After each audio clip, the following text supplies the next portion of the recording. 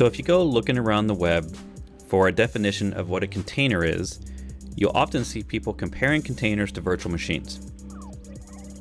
And true, there are some similarities, but there's so many things that just aren't the same. I want us to back up and say, let's not even compare them to virtual machines, because really, they're just a process. They're a process running on your host operating system, in our case, Linux, and let's take a look, because it's super easy to understand the concept that it's really just a restricted process inside our host operating system and nothing like a virtual machine. So let's start up a Mongo database.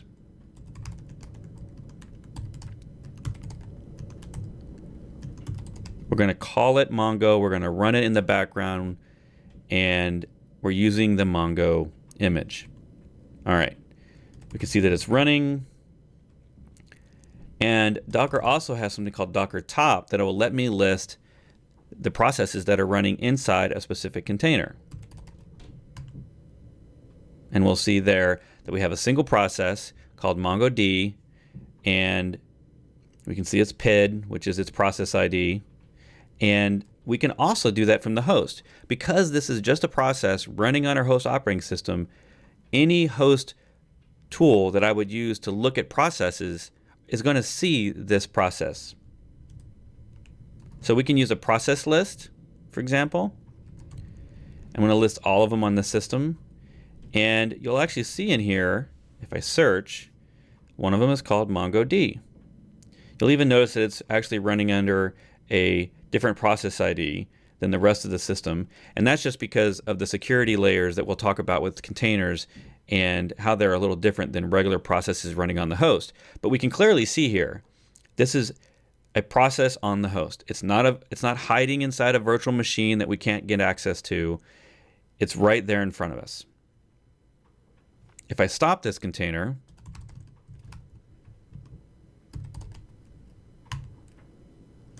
we can do a Docker PS. You'll see it's not running.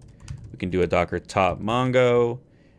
It's not actually going to give us anything because the container's not running. And if we do a PS AUX and we search for Mongo again, we're not going to see anything highlighted in that list, right? I'm actually searching inside my terminal. An easier way to do this would be to do PS